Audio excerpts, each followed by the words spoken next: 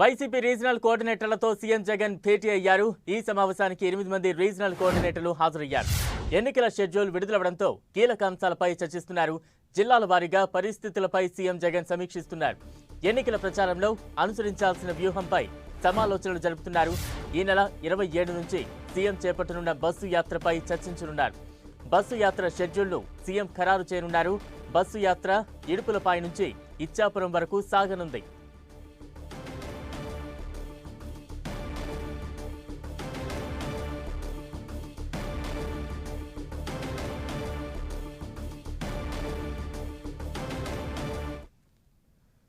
Regional కోఆర్డినేటర్లతో YS Jagan భేటీకి సంబంధించి తాజా updates మా ప్రతినిధి దుర్గా అందిస్తారు. దుర్గా,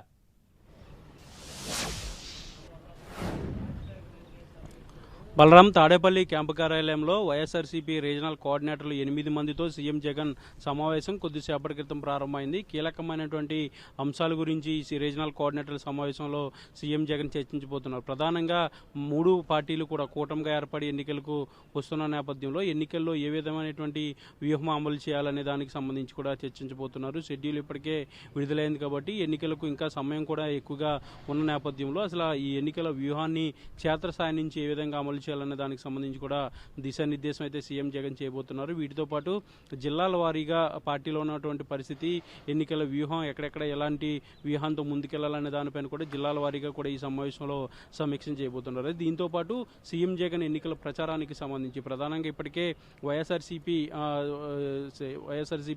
అధినేత జగన్ బస్ యాత్రకు కూడా సిద్ధమవుతున్నటువంటి నేపథ్యంలో మేమంతా సిద్ధం అంటూ పేరుతో బస్ యాత్రను కూడా ఇప్పటికే నిర్ణయం తీసుకున్నారు. ఇడుపులపై నుంచి ఇచ్చాపురం వరకు ఈ బస్సు యాత్ర ఉండబోతుంది. ఈ నెల 27వ తేదీ నుంచి ఇడుపులపాలెం వైఎస్ఆర్ ఘాట్ వద్ద నుంచి ప్రారంభం కాబోతుంది.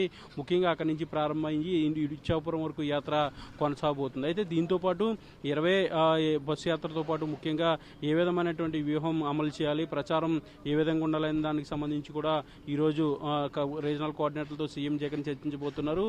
ముఖ్యంగా 21 రోజుల పాటు 21 బహిరంగ సభలు కూడా నిర్వహించబోతున్నారు. కాబట్టి ఆ బహిరంగ సభలు ఏ విధంగా ఉండాలనే దానికి సంబంధించి కూడా ఈరోజు సమావేశంలో చర్చించబోతున్నారు. షెడ్యూల్ని రేపు వైఎస్ఆర్సీపీ అఫీషియల్గా ప్రకటించబోతుంది. మొదటి 4 రోజులకు సంబంధించినటువంటి షెడ్యూల్ ఉండబోతుంది. అయితే ఇడుపులపై నుంచి ప్రారంభిస్తారు కాబట్టి మొదట అయితే కడప పార్లమెంట్కి సంబంధించి కడపలో బహిరంగ సభ ఉండబోతుంది. కడపలో బహిరంగ సభతో పాటు తర్వాత షెడ్యూల్ ఏ విధంగా ఉంటుందనే దానికి సంబంధించి కూడా రేపు క్లియర్గా 4 రోజుల పాటు షెడ్యూల్ని కూడా వైఎస్ఆర్సీపీ విడుదల చేయబోతుంది. ఈ బస్సు యాత్రకు సంబంధించినటువంటి షెడ్యూల్పై కూడా ఈరోజు జరిగే రీజనల్ కోఆర్డినేటర్లతో చర్చలో సీఎం జగన్ ప్రస్తావించబోతున్నారు. దీన్ని ఒక షెడ్యూల్ను కూడా రూట్ మ్యాప్ ని ఖరారు చేయబోతున్నారు. దీంతో పాటు ఇటు సీఎం జగన్ ఎలాగో బస్సు యాత్ర చేస్తున్నారు కాబట్టి ఇక అభ్యర్థులు ఏ విధమైనటువంటి ప్రచారం చేయాలి, ఎలాంటి వ్యూహాన్ని అమలు చేయాలనే దానికి సంబంధించి కూడా ఈ రోజు జరిగే సమావేశంలో చర్చించబోతున్నారు.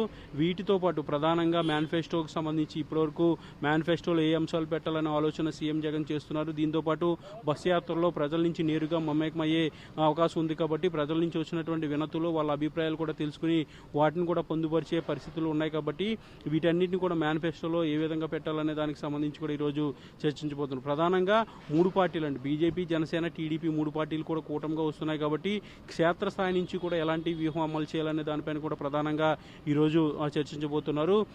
ఏ కార్యక్రమాలు ఏ విధంగా నిర్వహించాలి, ప్రధానంగా ప్రభుత్వ కార్యక్రమాలు ఏ విధంగా ప్రజలకు మరొకసారి చేరవేసేందుకు ఎలాంటి ప్రచార వ్యూహాన్ని అమలు చేయాలనే దానికి సంబంధించి కూడా రీజనల్ కోఆర్డినేటర్లకు సీఎం జగన్ దిశానిర్దేశం చేయబోతున్నారు. బలరాం, దుర్గా, అంటే బస్సు యాత్రను వైసీపీ అధిష్టానం ఎంత ప్రతిష్టాత్మకంగా తీసుకుంది? బస్సు యాత్ర ద్వారా ప్రజల్లోకి ఏ రకంగా వెళ్లాలనే ఆలోచనలో ఉంది? ప్రతిపక్షాలను ఏ రకంగా ఇరుకును పెట్టే ప్రయత్నాలు చేసే ఛాన్సెస్ ఉన్నాయంటారు ఈ బస్సు యాత్ర ద్వారా?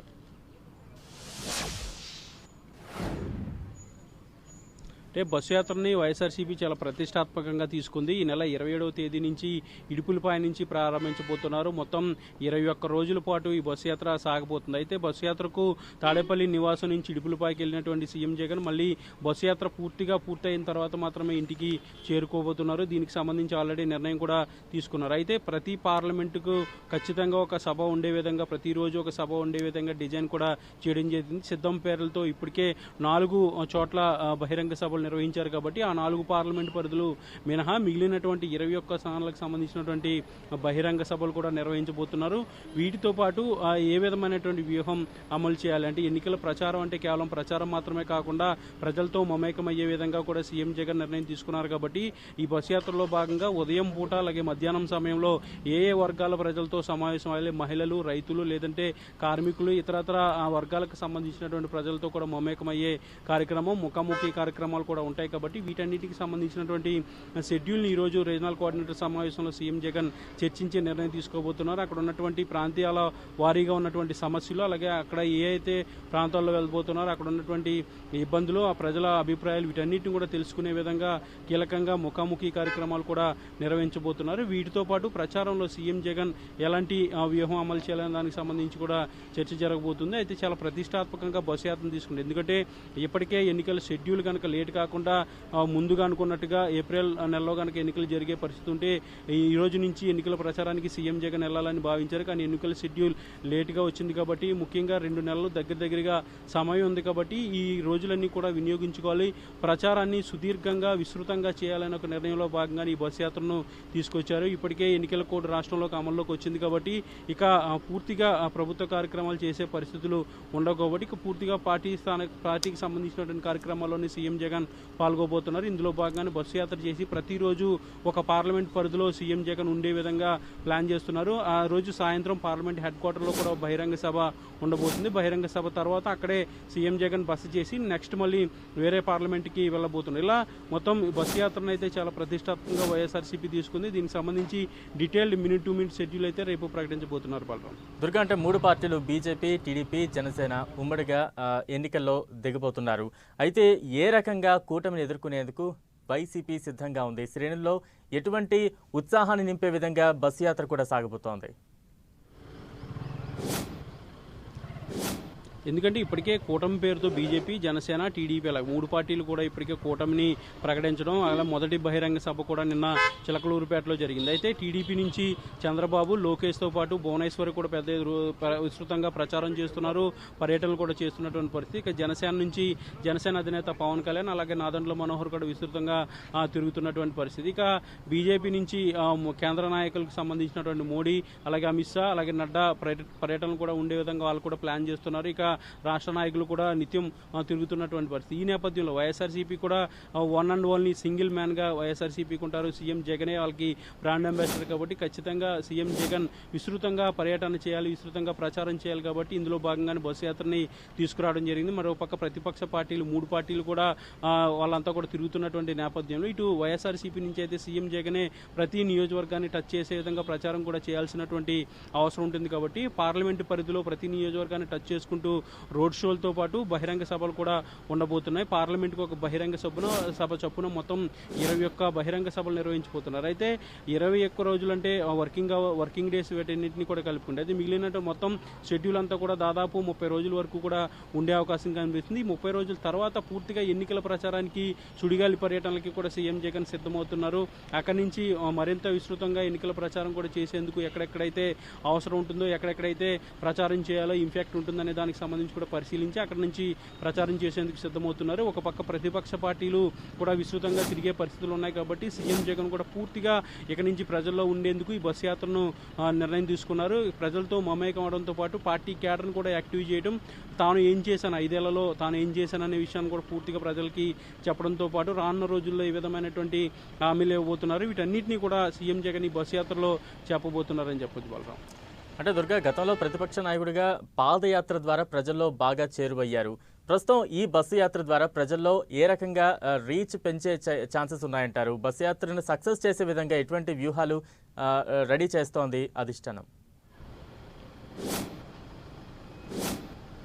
అంటే 2019 ఎన్నికలకు ముందు పాదయాత్ర, ప్రజా సంకల్ప యాత్ర పేరుతో సీఎం జగన్ పాదయాత్ర నిర్వహించారు. అప్పుడు కూడా ఇడుపులపై నుంచి ఇచ్చాపురం వరకు ఆయన పాదయాత్ర చేసినటువంటి పరిస్థితి. 3640 కిలోమీటర్లు ఆయన పాదయాత్ర చేసి ముఖ్యంగా ఏదైతే మేనిఫెస్టో తీసుకొచ్చారో ఆ మేనిఫెస్టో అంతా కూడా పాదయాత్రలో ఉన్నటువంటి అంశాలు, పాదయాత్రలో అక్కడ నుంచి వివిధ వర్గాలకి చెందినటువంటి ప్రజలు ఏవైతే సలహాలు, సూచనలు ఇచ్చారో, వాళ్ళ ఇబ్బందుల గురించి, వాళ్ళ సమస్యల గురించి చెప్పారో వాళ్ళందరికీ హామీ ఇచ్చినటువంటి నేపథ్యంలోనే వాటన్నిటినీ మేనిఫెస్టోలో పెట్టినటువంటి పరిస్థితి. అయితే వాటన్నిటిని కూడా అమలు చేశాం, ఖచ్చితంగా ఇచ్చిన మేనిఫెస్టోని 99% అమలు చేశామంటూ కూడా సీఎం జగన్ ఇటీవల పదే పదే చెప్తున్నటువంటి నేపథ్యంలో ఇప్పుడు కొత్తగా మేనిఫెస్టో తీసుకొచ్చేందుకు కూడా కసరత్తు చేస్తున్నటువంటి నేపథ్యంలో ఈ బస్సు యాత్రను ప్రకటించారు. అంటే 30 రోజుల పాటు పూర్తిగా క్షేత్రస్థాయిలో తిరిగి ప్రభుత్వ పాలన ఏ విధంగా ఉంది అనే విషయాన్ని క్షేత్రస్థాయిలో ప్రజల నుంచి తెలుసుకుని, అలాగే ప్రజలకు ఇంకేం కావాలనే విషయాలు కూడా తెలుసుకుని వాటన్నిటిని కూడా పొందుపరిచేందుకు సీఎం జగన్ ఈ బస్సు యాత్రను తీసుకున్నట్టుగా పార్టీ నేతలు చెప్తున్నారు. ఒక పక్క ఎన్నికల ప్రచారానికి సమయం ఎక్కువగా ఉంది కాబట్టి నెల రోజులు పూర్తిగా బస్సు యాత్ర పేరుతో ప్రజల్లో ఉండి ప్రజలకు మరింత దగ్గరగా పార్టీని తీసుకెళ్లేందుకు ప్లాన్తో పాటు ప్రజల సమస్యలు, అలాగే ప్రభుత్వం సంక్షేమ పథకాలకు సంబంధించి వాళ్ళ అభిప్రాయాలు, వాళ్ళ సంతృప్తి స్థాయి వీటన్నిటిని కూడా తెలుసుకుని కొత్త పథకాలు ఏదైనా తీసుకురావాలా లేదంటే వీటిని కొనసాగించాలా దీనికి సంబంధించి కూడా నిర్ణయం తీసుకోబోతున్నారు. 2019 ఎన్నికల ముందు ఏదైతే ప్రజా సంకల్ప యాత్ర పేరుతో పాదయాత్రలో ఎలాంటి సలహాలు సూచనలు ప్రజల నుంచి తీసుకున్నారో, ఏ విధంగా ప్రజలతో మమేకమయ్యారో, అలాగే ఇప్పుడు కూడా మరోసారి బస్సు యాత్ర పేరుతో ప్రజల్లోకి పూర్తిగా క్షేత్రస్థాయిలోకి వెళ్ళి వాళ్ళ దగ్గర నుంచి సూచనలు వీటన్నిటిని కూడా తీసుకుని మేనిఫెస్టోలో పొందుపరుస్తున్నారు. దీంతో పాటు బహిరంగ సభల్లో ముఖ్యంగా గత 5 ఏళ్లు తానేం చేశాననే విషయాలను పూర్తిగా చెప్పడంతో పాటు గత ప్రభుత్వాలు ఏం చేయలేదు, ఎందుకు చేయలేదనే విషయాలను కూడా పూర్తిగా వివరించబోతున్నారు. ఇప్పటికే సిద్ధం పేరుతో 4 బహిరంగ సభలు కూడా నిర్వహించారు. ఆ బహిరంగ సభల్లో కూడా పార్టీ కేడర్ అందరికీ కూడా ఇదే విషయాన్ని సీఎం జగన్ చెప్పారు. ఇప్పుడు నేరుగా క్షేత్రస్థాయిలోకి సీఎం జగన్ వెళ్లి ప్రజలకు కూడా వీటి విషయాలన్నీ కూడా పూర్తిగా ఎక్స్ప్లెయిన్ చేసేందుకు సీఎం జగన్ సిద్ధమవుతున్నారని చెప్పొచ్చు. Balaram. Right, thank you Durga.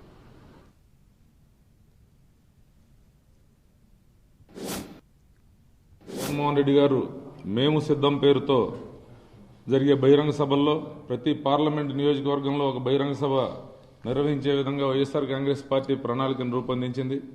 దానికి సంబంధించిన పూర్తి షెడ్యూల్ మాత్రం రేపు మీకు ఇవ్వబోతున్నాం.